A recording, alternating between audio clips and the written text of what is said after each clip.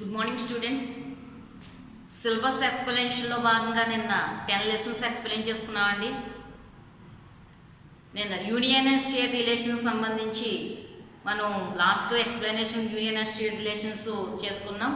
అందులో union and state రిలేషన్స్లో 3 types of relations ఉంటాయండి. అందులో legislative relations, administration relations and financial relations. అయితే మనం ఈరోజు వచ్చి 10th లెసన్లో భాగంగా local governments of India, local governments of India అనే ఈ 10th లెసన్ అండి, మోస్ట్ ఇంపార్టెంట్ లెసన్ అండి. ఇందులో భాగంగా మనకి లోకల్ గవర్నమెంట్స్ అంటే గవర్నమెంట్స్ 3 టైప్స్ ఉంటాయండి. యూనియన్ గవర్నమెంట్ ఉంటుంది, స్టేట్ గవర్నమెంట్ ఉంటుంది, అలాగే లోకల్ గవర్నమెంట్స్ ఉంటాయి. ఈ లోకల్ గవర్నమెంట్స్ లో భాగంగా మనకి 2 టైప్స్ ఆఫ్ గవర్నమెంట్స్ నేర్చుకుంటామండి. ఒకటి రూరల్ గవర్నమెంట్స్, అలాగే అర్బన్ గవర్నమెంట్స్. ఈ రూరల్ గవర్నమెంట్స్ అంటే గ్రామీణ ప్రభుత్వాలండి, గ్రామీణ స్థానిక ప్రభుత్వాలు. ఈ గ్రామీణ స్థానిక ప్రభుత్వాల్లో భాగంగా మనకి పంచాయతీ రాజ్ గురించి ఉంటుందండి. ఇందులో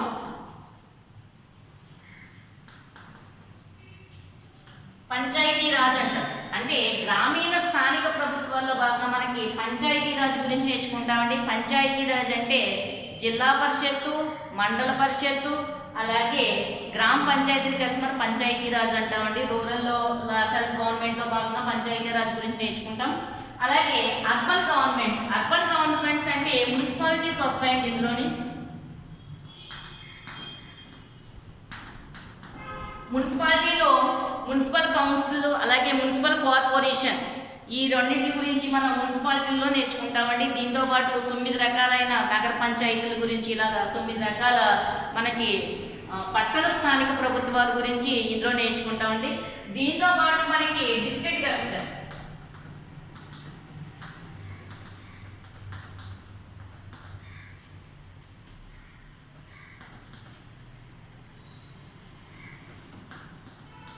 డిస్ట్రిక్ట్ కలెక్టర్లోని మనకు అత్యంత మోస్ట్ ఇంపార్టెంట్ ఎస్ఏ అండి. ఈ స్థానిక ప్రభుత్వాలు ఏదైతే ఉన్నాయో, మనకి లోకల్ సెల్ఫ్ గవర్నమెంట్స్ ఏదైతే ఉన్నాయో, దీని నుంచి కంపల్సరిగా 10 మార్క్స్ ఎస్ఏ వస్తుందండి. అందులో మనకి ఆల్రెడీ చెప్పుకున్నాం, పేపర్లో 5 ఎస్ఏలు ఇస్తాడు, అందులో 3 రాయాలండి. అందులో 5వ ఎస్ఏ ఏముంటుందంటే డిస్ట్రిక్ట్ కలెక్టర్ ఉంటుందండి కంపల్సరీగా. మోస్ట్ ఇంపార్టెంట్ ఎస్ఏ అండి. దాంతోపాటు ఒక 5 మార్క్స్ నుంచి మనకి రూరల్ గవర్నమెంట్స్ నుంచి కానీ, అర్బన్ గవర్నమెంట్స్ నుంచి కానీ 2 మార్క్స్ కానీ 5 మార్క్స్ కానీ వచ్చే అవకాశం ఉందండి. నెక్స్ట్ 11th వచ్చేటప్పటికి మనకి ఎలక్షన్స్ అండి.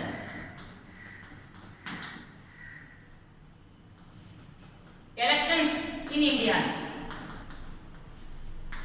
దీంతో పాటు రిప్రజెంటేషన్ కూడా ఉందండి. ఈ రిప్రజెంటేషన్ మనకి ప్రజెంట్ అయితే సిలబస్ నుంచి డిలీట్ చేయడం జరిగింది కాబట్టి ప్రాతినిధ్యం, రిప్రజెంటేషన్ అంటే ప్రాతినిధ్యం అంటే దీన్ని డిలీట్ చేయడం జరిగింది. అయితే ఎలక్షన్స్ ఇన్ ఇండియా అంటే టైప్స్ ఆఫ్ ఎలక్షన్స్, అలాగే మనకి ఎలక్షన్స్ ఇండియాలోని ఎలక్షన్స్ ఏ విధంగా జరుగుతాయి, ఎలక్షన్ కమిషన్ గురించి, మరి అన్నిటి గురించి మనకి ఇండియాలో జరిగే ఎలక్షన్ గురించి కూడా తెలుసుకుంటామండి. ఇందులో ఎలక్షన్ కమిషన్ ఆఫ్ ఇండియా, భారతదేశంలో 2 రకాల ఎలక్షన్ కమిషన్స్ ఉంటాయండి. యూనియన్ ఎలక్షన్ కమిషన్ ఒకటి, స్టేట్ ఎలక్షన్ కమిషన్ ఒకటి ఉంటుందండి. యూనియన్ ఎలక్షన్ కమిషన్లో భాగంగా మనకి మొత్తానికి లోక్సభ ఎలక్షన్స్ కానివ్వండి, లేకపోతే ప్రెసిడెంట్ ఎలక్షన్స్ కానివ్వండి, లేకపోతే మన జరిగే అసెంబ్లీ ఎలక్షన్స్ కానివ్వండి, అన్నీ కూడా యూనియన్కి సంబంధించిన election commission నిర్వర్తిస్తుందండి.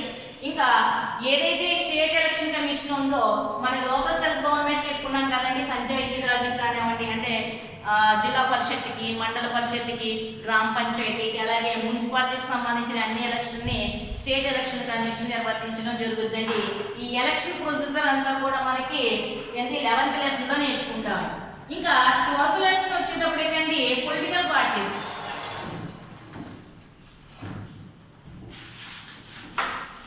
Political parties in India. మనకి పొలిటికల్ పార్టీస్ లో భాగంగా మనకి నేషనల్ పార్టీస్ లోకల్ పార్టీస్ అండి. దీంతో పాటు టైప్స్ ఆఫ్ పార్టీస్ అండి, single party domination, multi parties, ఇలా రకరకాల పార్టీస్ వ్యవస్థల గురించి, అలాగే విదేశాల్లో ఉన్న పార్టీ వ్యవస్థల గురించి, మన దేశంలో ఉన్న పార్టీ వ్యవస్థల గురించి, అలాగే పొలిటికల్ పార్టీస్లోని మన నేషనల్ పార్టీస్ ఎన్ని ఉన్నాయి, అలాగే లోకల్ పార్టీస్ ఎలా ఉన్నాయి, వీటన్నిటి గురించి మనం పొలిటికల్ పార్టీస్ ఇన్ ఇండియా లెసన్లో మనం నేర్చుకుంటామండి. ఇంకా 13th లెసన్ వచ్చేటప్పటికి మనకి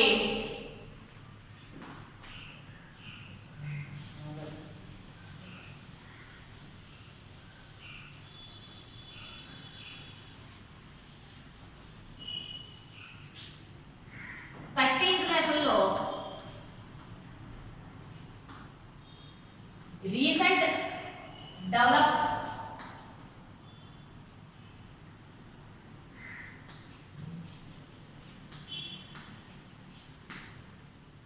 development in AP, Andhra Pradesh and India. అంటే రీసెంట్ డెవలప్మెంట్స్ ఏమైనాయో అంటే మనకి ఇటీవల పరిణామాలు అంట. ఇంట్లో ఏమంటారంటే ఇటీవల పరిణామాలు భారతదేశంలో కానివ్వండి, లేదంటే ఆంధ్రప్రదేశ్లో ఇటీవల జరిగిన పరిణామాల గురించి మనకి రీసెంట్ డెవలప్మెంట్ ఇన్ ఆంధ్రప్రదేశ్లోనే ఉంటుందండి. మరి ఆంధ్రప్రదేశ్లో ఇటీవల జరిగిన పరిణామాలు ఏంటంటే formation of Andhra state, Andhra రాష్ట్ర ఆవిర్భావం ఏ విధంగా జరిగింది, అలాగే ఆంధ్రప్రదేశ్ యొక్క ఆవిర్భావం ఎలా జరిగింది, formation of Andhra state, formation of Andhra Pradesh, దీని గురించి నేర్చుకుంటామండి. అలాగే ఆంధ్రప్రదేశ్ నుంచి తెలంగాణ విడిపోవడం, రీసెంట్గా మనకి ఆంధ్రప్రదేశ్ నుంచి తెలంగాణ ఏ విధంగా విడిపోయింది, ఏ విధంగా కొత్త రాష్ట్రంగా ఏర్పడిందో కూడా తెలుసుకుంటామండి. అలాగే మనకి ఇండియాలోని హ్యూమన్ రైట్స్ కమిషన్ గురించి, 2005 ఇన్ఫర్మేషన్ యాక్ట్ గురించి, వీటన్నిటి గురించి కూడా మనకు ఈ లెసన్లో మనకి పూర్తిగా డీటెయిల్గా తెలుసుకుంటామండి. ఇది మనకి 13th లెసన్స్ అండి. ఈ 13th లెసన్స్ మనకి ఫస్ట్ లెసన్ అయితే ఇండియన్ కాన్స్టిట్యూషన్ ఉంటుందండి. మిగతా 12 లెసన్స్ అన్నీ కూడా union government, state government, local governments, అలాగే ఇప్పుడు మనం చెప్పుకున్న పొలిటికల్ పార్టీస్ కానివ్వండి, ఎలక్షన్స్ కానివ్వండి, లేకపోతే రీసెంట్ డెవలప్మెంట్స్ ఆఫ్ ఆంధ్రప్రదేశ్ కానీ ఇండియా కానీ, ఇవన్నీ కూడా మనకి లోకల్గా తెలిసిన విషయాలు అన్నీ కూడా మన దేశంలో జరిగిన పరిణామాలు, మన రాష్ట్రంలో జరిగిన పరిణామాలు మన చుట్టూ ఉండేవి. కాబట్టి ఈ సెకండ్ ఇయర్ సిలబస్ అంతా కూడా మనకు బాగా తెలుసున్నట్టుగా ఉంటుందండి. అలాగే నేర్చుకున్నప్పుడు కూడా చాలా ఇంట్రెస్టింగ్గా ఉంటుంది. మీకు దీనికి గురించి మీకు నెక్స్ట్ మన లెసన్ స్టార్ట్ చేసినప్పుడు ఇంకా బాగా అర్థమవుతుందండి. ఇక్కడతో మనకి syllabus 13th lesson syllabus complete అయిందండి. దీంతో పాటు మీకు ఒక టేబుల్ ఫార్మాట్ కూడా చెప్పాలనుకుంటున్నామండి. అది ఏంటండి అంటే మనకు లెసన్ స్టార్ట్ చేసినప్పుడు, ఏదైనా ఒక లెసన్ స్టార్ట్ చేసినప్పుడు అంటే ప్రతి లెసన్లో కూడా మనకి ఇండియన్ కాన్స్టిట్యూషన్లోని ఈ లెసన్ లేకపోతే ఈ పార్ట్ మనకి పలానా పార్ట్లో ఉంది అంటే పలానా భాగంలో ఉంది, లేకపోతే ఈ ఆర్టికల్ నుంచి ఈ ఆర్టికల్ వరకు ఉన్నాయి అనుకుంటారు. పిల్లలు సెకండ్ ఇయర్కి వచ్చేటప్పటికి ఆర్టికల్స్ అంటే ఏంటో తెలియదండి.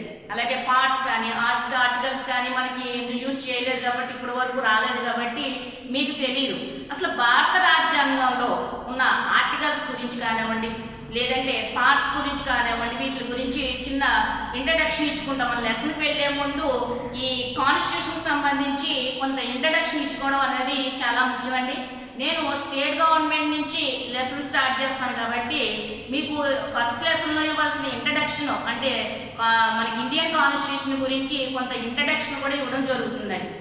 మనకి ఇండిపెండెన్స్ ఇస్తారనగా అంటే 1946లోని ఏం చేసి జూన్ జూలై మంత్లోనండి మనకు ఒక ఎలక్షన్ జరిగిందండి రాజ్యాంగ పరిషత్కి. అది రాజ్యాంగ పరిషత్కి కొంతమంది సభ్యులు ఎన్నుకోవడం జరిగింది. అందులో మనకి ఏంటంటే ఒక 22 కమిటీస్ ఏర్పాటు చేయడం జరిగింది. ఆ 22 కమిటీస్ ఏం చేస్తున్నాయంటే రాజ్యాంగాన్ని రాయడానికండి. అందులో మనకి అత్యంత ఇంపార్టెంట్ అనే కమిటీ ఏంటంటే డ్రాఫ్టింగ్ కమిటీ అండి. దానికి అధ్యక్షుడు ఎవరంటే డాక్టర్ బిఆర్ అంబేద్కర్ గారు మనకి చైర్పర్సన్గా ఉన్నారండి. ఆయనతో పాటు ఇంకొక 6 కలిపి మనకి రాజ్యాంగాన్ని రాయడం జరిగింది. అయితే ఈ కాన్స్టిట్యూషన్ రాయడానికి దగ్గర మనకి 2 years 11 months and 18 days పట్టిందండి. మరి ఇంత అతిపెద్ద రిటర్న్ కాన్స్టిట్యూషన్ రాయడానికి చాలా ఎక్కువ సమయం పట్టింది. అన్ని దేశాల నుంచి కూడా మనకి కావలసిన సోర్సెస్ అంటే మనకి కావలసిన విషయాలను మనం గ్రహించుకుని అతిపెద్ద రాజ్యాంగాన్ని రాయడం జరిగిందండి. దీన్ని మొట్టమొదటిసారిగా అంటే 1950 1949 డిసెంబర్ 26ని మనకి రాజ్యాంగ పరిషత్ అనేది దీన్ని ఏం చేసిన ఆమోదించిందండి. అయితే ఇది అమల్లోకి ఎప్పుడు వచ్చిందంటే 1950 జనవరి 26ని మనం అమల్లోకి తీసుకొచ్చామంటే దాన్ని మనం రిపబ్లిక్ డేగా కూడా సెలబ్రేట్ చేసుకుంటూ ఉంటాం. మరి ఇంత పెద్ద రాజ్యాంగం, అసలు రాజ్యాంగం అంటే ఏంటండి, లేదా కాన్స్టిట్యూషన్ అనేది ఏంటంటే మనకు చెప్పుకోవాలంటే అతి పెద్ద శాసనం అండి. ఒక దేశం యొక్క అడ్మినిస్ట్రేషన్ ఎలా నడవాలి, దానికి ప్రభుత్వం ఎలా నడవాలి, ఏం చేయాలి అనేది ముందుగానే మనం రాసి పెట్టుకున్న ఒక పుస్తకమే రాజ్యాంగం అండి. మరి దీన్ని అధిగమించి ఎవరో కూడా పరిపాలన చేయడానికి కానీ లేకపోతే ఏమి చేయడానికి కూడా వీలు లేదండి. రాజ్యాంగాన్ని అధిగమించి చేయకూడదు. రాజ్యాంగంగా లోబడే మనం ఏం చేసినా చేయాలి. సో మనం చేసుకున్న అతిపెద్ద శాసనం ఏంటంటే ప్రజలందరూ అంగీకరించి, అంటే రాజ్యాంగ పరిషత్ అంగీకరించడం అంటే ప్రజలు అంగీకరించినట్టండి. ఈ ప్రజలందరూ అంగీకరించి ఏర్పాటు చేసిన రాజ్యాంగాన్ని మనం అత్యంత గౌరవం ఇవ్వాల్సిన అవసరత కూడా ఉందండి. అసలు రాజ్యాంగంలో ఏమున్నాయి అని మనం ఒకసారి చూసినట్లయితే మీకు ఒక టేబుల్ ఫార్మేట్ ఇవ్వడం జరుగుతుంది. ఒకసారి చూడండి. మనకి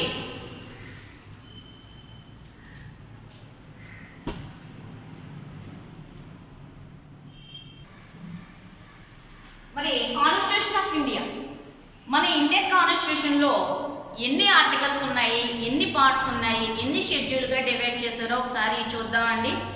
the Indian constitution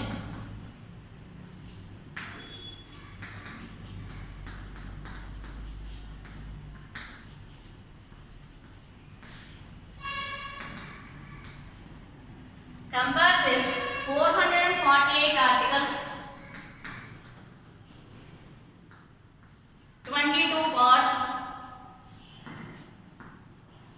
and 8 schedules. అంటే ప్రెసెంట్ మన 448 ఆర్టికల్స్ ఉన్నాయండి, 22 పార్ట్స్ ఉన్నాయండి, 8 షెడ్యూల్స్ ఉన్నాయి. అయితే ఒరిజినల్గా మనకి స్టార్టింగ్లో originally the constitution had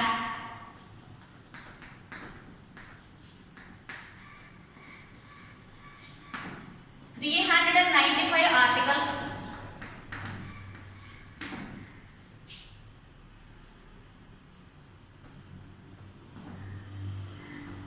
22 parts,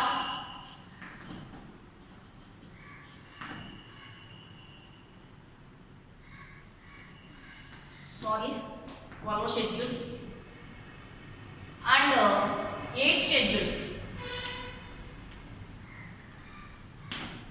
అంటే ప్రజెంట్ మనకి ముందు కాన్స్టిట్యూషన్ స్టార్ట్ అయినప్పుడు మన భారత రాజ్యాంగాన్ని మొత్తం 395 ఆర్టికల్స్ కానీ అలాగే 22 పార్ట్స్ కానీ 8 షెడ్యూల్స్గా డివైడ్ చేయడం జరిగిందండి. ఎట్ ప్రజెంట్ ఇది ఇంక్రీజ్ అయ్యి 448 ఆర్టికల్స్, 25 పార్ట్స్ అలాగే 12 షెడ్యూల్స్గా మనం దీనికి ఇంక్రీజ్ అయిందని చెప్పుకోవచ్చండి. అయితే ఈ పార్ట్స్ అంటే ఏంటండి, ఈ పార్ట్స్ అలాగే ఆర్టికల్స్ మన లెసన్స్ ఉన్న రిలేషన్స్ ఏంటంటే ఇందులో చెప్పుకున్న పార్ట్స్ అన్నీ కూడా మనకి లెసన్స్ సంబంధించిన రిలేటెడ్గా ఉంటుంది కాబట్టి ఒక టేబుల్ ఫార్మేట్ చేసుకుందాం అండి. అందులో మనకి ఏ పార్ట్ అలాగే కాన్సెప్ట్ ఏంటి, కంటెంట్ ఏంటి, అలాగే దాని నుంచి ఏ విషయం అనేది ఎన్ని ఆర్టికల్స్ ఉన్నాయి అనేది మనకి క్లియర్గా అర్థమవుతుంది. ఒక టేబుల్ ఫార్మేట్ చేసుకోండి.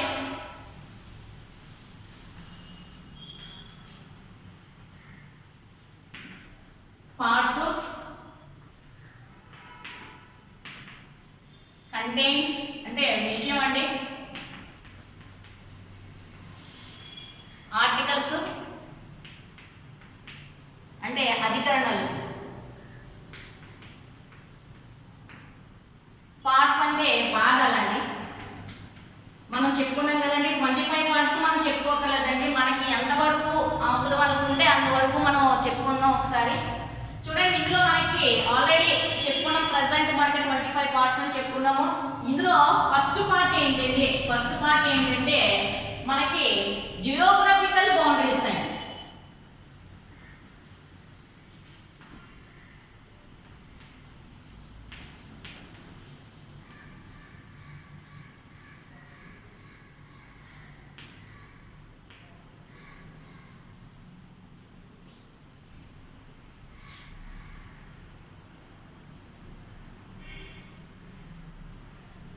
Geographical boundaries, names, area of India అంటే country and states and union territories అంటే యూటీస్ అన్నమాట.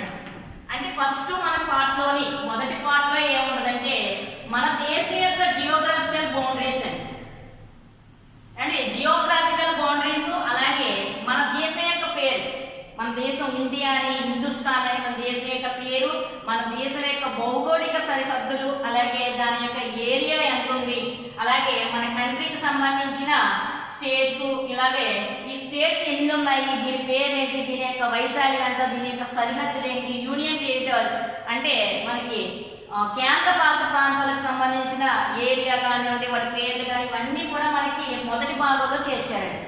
ఇందులో మనకి 1 to 4 ఆర్టికల్స్ దీంట్లో ఉంటాయండి. అంటే మొదటి ఆర్టికల్, రెండో ఆర్టికల్, 3, 4 కూడా దీనికి సంబంధించినవి. అంటే మన దేశం ఏంటి అలాగే యూనియన్ ఆఫ్ స్టేట్స్ అండి, అంటే మన దేశం కొన్ని రాష్ట్రాల యొక్క కలయిక. ఈ రాష్ట్రాల యొక్క కలయిక అని కూడా ఇదే చెప్తుందండి. మనది ఫెడరల్గా చూడడానికి ఫెడరల్గా ఉంటుంది కానీ ఫెడరల్ కాదండి, మన యొక్క కొన్ని రాష్ట్రాల యొక్క కలయిక అని చెప్తుందండి.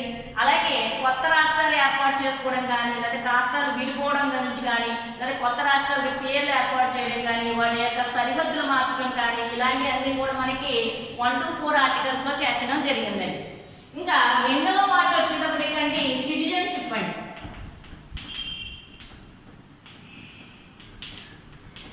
సిటిజన్షిప్ అంటే పౌరసత్వం.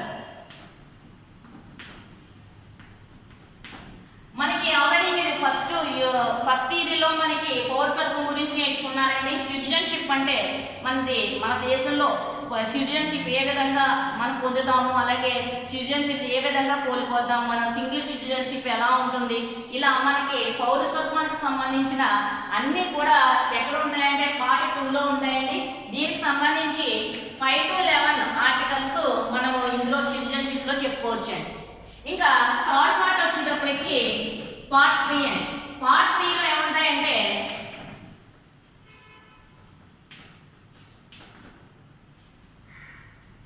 ఫండమెంటల్ రైట్స్ అండి, అలాగే డైరెక్టివ్ ప్రిన్సిపల్,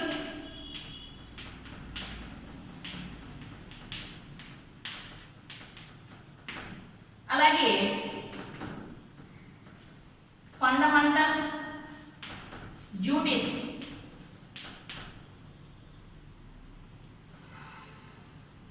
ఫండమెంటల్ రైట్స్ వరకు ఉంటాయండి. డ్యూటీస్ అంటే ఫండమెంటల్ రైట్స్, అలాగే డైరెక్టివ్ ప్రిన్సిపల్స్ అండి.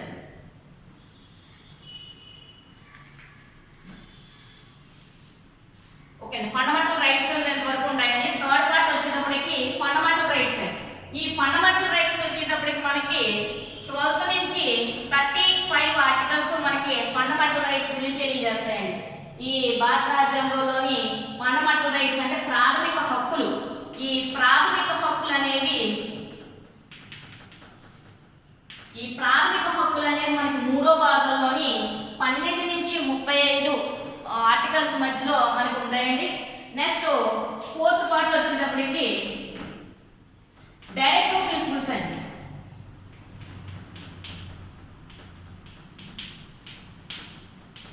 అంటే ఆదేశ సూత్రాలు.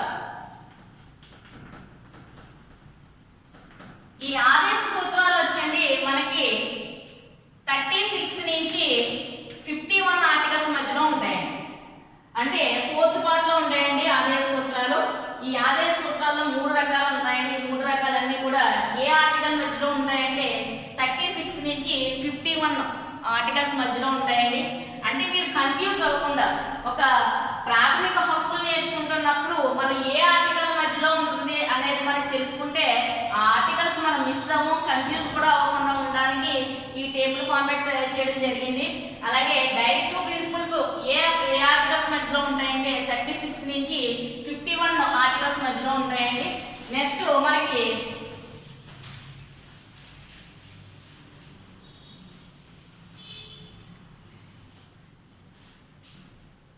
ఫోర్త్ ఎండ్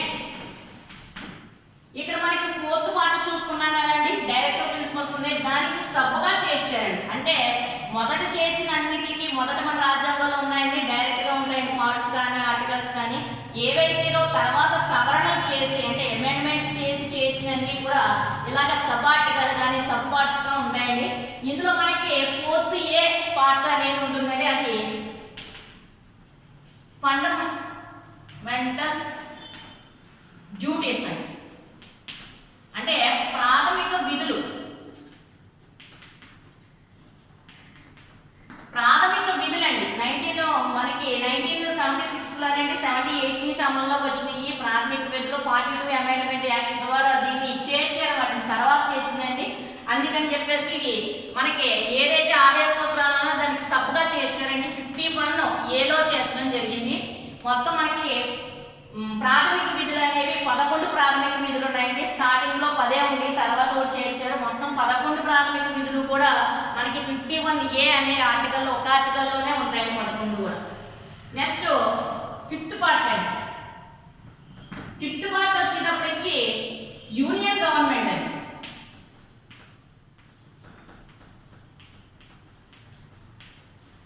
అంటే కేంద్ర ప్రభుత్వం. అంటే మీరు మనం లెసన్లో మనం ఇండెక్స్లో చెప్పుకున్నప్పుడు సిలబస్లో చెప్పుకున్నాం కేంద్ర ప్రభుత్వంలో 3 అంగాలు ఉంటాయని చెప్పుకున్నామండి. Executive, legislative, judiciary. ఈ 3 కూడా యూనియన్ గవర్నమెంట్లో భాగంగా ఉంటాయండి. అయితే ఈ యూనియన్ గవర్నమెంట్ అనేది 52 నుంచి 151 ఆర్టికల్ మధ్యలో ఉంటుంది. 52 నుంచి 151 ఆర్టికల్ మధ్యలో, అంటే యూనియన్ ఎగ్జిక్యూటివ్ కానివ్వండి, యూనియన్ లెజిస్లేచర్ కానివ్వండి, యూనియన్ జ్యుడిషియరీ కానివ్వండి, ఏదైనా సరే మనకి 52 నుంచి 151 ఆర్టికల్స్ మధ్యలో ఉంటుందండి. అలాగే 6th పార్ట్ వచ్చేటప్పటికి స్టేట్ గవర్నమెంట్ అండి.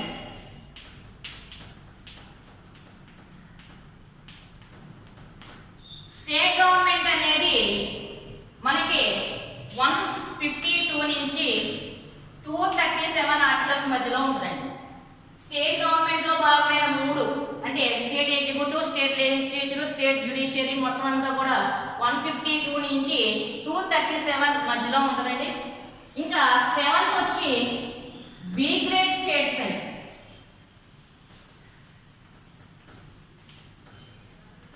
మనకి మొదట్లో మనకి A grade, B grade, C grade, D grade 4 రకాల గ్రేడింగ్లు ఉండేయండి స్టేట్స్లోనే. తర్వాత వాటిని తీసేయడం జరిగింది. అయితే 7th పార్ట్ వచ్చేటప్పటికి బి గ్రేడ్ స్టేట్స్ ఉండేదండి, ఇది డిలీట్ చేయడం జరిగిందండి. ఇక్కడ మీరు డిలీటెడ్ అని రాసుకోండి. డిలీట్ చేసిన ఇందులో ఈ భాగంలో కానీ ఆర్టికల్స్లో కానీ ఏమి చేర్చడం జరగదండి. బి గ్రేడ్ స్టేట్స్ ఎప్పుడు డిలీట్ చేశారంటే 1956లో దీన్ని డిలీట్ చేయడం 7th అమెండ్మెంట్ యాక్ట్ ద్వారా 7th అమెండ్మెంట్ యాక్ట్ ద్వారా దీన్ని 1956లో డిలీట్ చేయడం జరిగిందండి.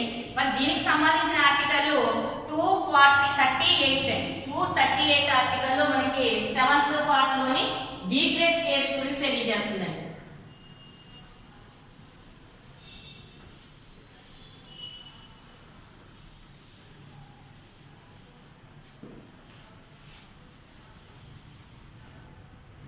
ఇంకా 8th అండి. 8th పార్ట్ వచ్చేటప్పటికి యూనియన్ టెరిటోరియల్, అంటే కేంద్ర పాలిత ప్రాంతాలు.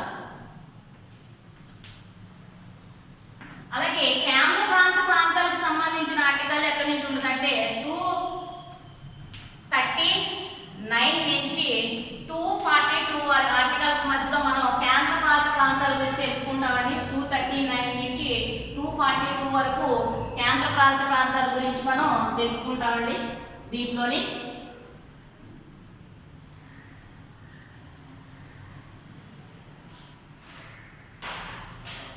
తర్వాత మనం 9th, ఈ 9th వచ్చేటప్పటికండి మనం ఇక్కడ మనకి పంచాయతీ రాజ్ గురించి.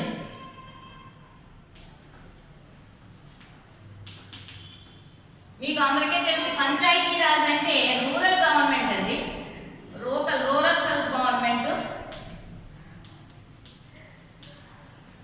ఈ రూరల్ సెల్ఫ్ గవర్నమెంట్ లో భాగంగా పంచాయతీలో భాగంగా మనకి 73rd అమెండ్మెంట్ యాక్ట్ ద్వారా 1992లో ఈ పంచాయతీ రాజ్ని మనకి చేయడం జరిగిందండి. దీంట్లో చేర్చడం జరిగింది రాజ్యాంగంలోని. ఈ ఈ పంచాయతీరాజ్లో మనకి జిల్లా పరిషత్తు, మండల పరిషత్తు, అలాగే గ్రామ పంచాయతీ ఉంటాయండి. ఇవి ఏ ఆర్టికల్ మధ్యలో ఉంటాయంటే 243 నుంచి 243 ఏ దగ్గర నుంచి 243 ఓ వరకు ఉంటాయండి. 243 నుంచి 243 ఓ వరకు, అంటే 243 ఏ, బి, సి, డి అలా మొత్తానికి మనకి ఓ వరకు ఆర్టికల్స్ వరకు దీంట్లో ఉంటాయండి. తర్వాత మనకి 9th ఏ అండి, ఇది కూడా సబ్గా చేర్చలేరు. దీనికి మనకి అర్బన్ గవర్నమెంట్స్ అండి. అర్బన్ గవర్నమెంట్స్ లో మీకు భాగంగా దాన్ని కూడా మనకి 74th అమెండ్మెంట్ యాక్ట్ ద్వారా చేర్చడం జరిగింది 1993లో. సో అర్బన్ గవర్నమెంట్ సంబంధించి ఆర్టికల్స్ వచ్చి 243 ఇక్కడ ఓటు ఎండ్ అయింది కాబట్టి పి అండి. 243 పి నుంచి 243 జడ్జి వరకు మనకి ఈ అర్బన్ గవర్నమెంట్స్ కు సంబంధించిన పట్టణ స్థానిక ప్రభుత్వాలకు సంబంధించిన, ఇదేమో గ్రామీణ ప్రభుత్వాలండి. గ్రామీణ స్థానిక ప్రభుత్వాలు పంచాయతీరాజ్ అంటారు దీన్ని. ఇదేమో పట్టణ స్థానిక ప్రభుత్వాలండి.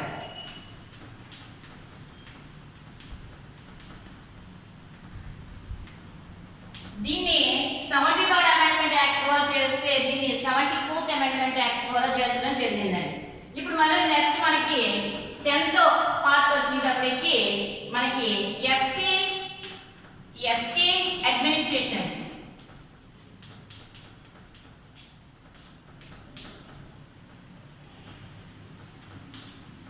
అంటే ఎస్సీ ఎస్టీ పరిపాలన.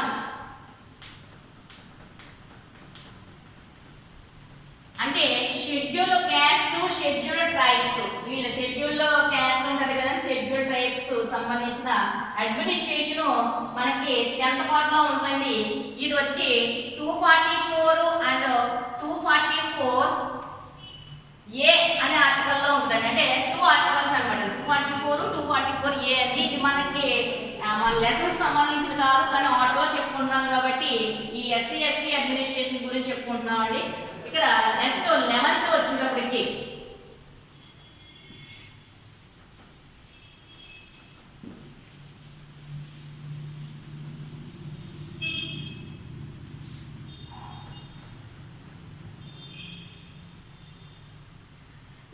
పార్ట్ అండి. ఈ 11th పార్ట్ వచ్చేటప్పటికి యూనియన్ అండ్ స్టేట్ రిలేషన్స్ అండి.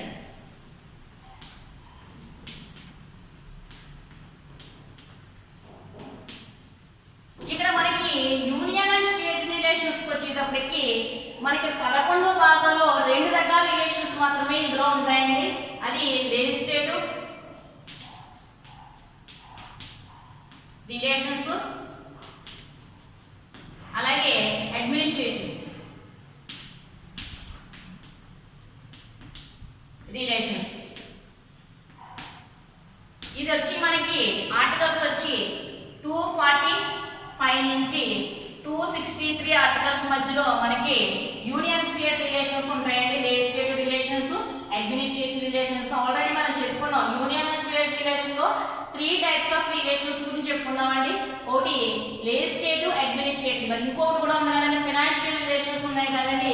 అది 12th పార్ట్ లోకి వస్తుంది. 12th పార్ట్ లో financial union and state relation సంబంధించి union and state financial relations గురించి మనకి తెలియజేస్తుంది. ఇది 264 నుంచి 300 ఏ వరకు ఆర్టికల్స్ మనకి ఫైనాన్షియల్ రిలేషన్స్ సంబంధించి అన్ని విషయాల గురించి మనకి తెలియజేస్తుంది 12th పార్ట్ లోని. సో ఇక్కడ వరకు మనం నేర్చుకుంటాం, ఎందుకంటే ఇంతవరకు మనకి ఆల్రెడీ మనకి union and state relations, local self government అంతవరకు వస్తుందండి. ఇంకొక పార్ట్ 15th పార్ట్ ఉంటుందండి. ఆ 15th పార్ట్ లో ఎలక్షన్స్ గురించి ఉంటుందండి. 15వ భాగం మనకి ఎలక్షన్స్ గురించి తెలియజేస్తుందండి. అది మీకు లెసన్ ఎక్స్ప్లెయిన్ చేసినప్పుడు మళ్ళీ ఇంకొకసారి దాని గురించి డిస్కస్ చేసుకుందాం. మనం భారత రాజ్యాంగం సంబంధించి మొత్తం అన్ని నేర్చుకోవాల్సిన అవసరం లేదు, కానీ ఈ టేబుల్ ఫార్మేట్ గుర్తుపెట్టుకుంటే కనుక రేపు మనం లెసన్స్ చెప్పుకునేందుకు ఫర్దర్గా ముందుకు వెళ్ళడానికి, అలాగే ఏ పార్ట్లోనే ఉన్నది ఒక కంటెంట్ అనేది ఏ పార్ట్కి సంబంధించింది, ఏ ఆర్టికల్ మధ్యలో దీనికి వస్తున్న అన్న విషయం గురించి మనకి బాగా క్లియర్గా అర్థమవుతుంది, ఈజీగా కూడా అర్థమవుతుందండి. సో మీరు బాగా ఫాలో అయ్యారని అనుకుందాం. రేపు టుమారో క్లాస్ మనకి లెసన్ స్టార్ట్ చేసుకుందాం అండి. స్టేట్ గవర్నమెంట్లో స్టేట్ ఎగ్జిక్యూటివ్ నుంచి స్టార్ట్ చేసుకుందాం అండి. గుడ్.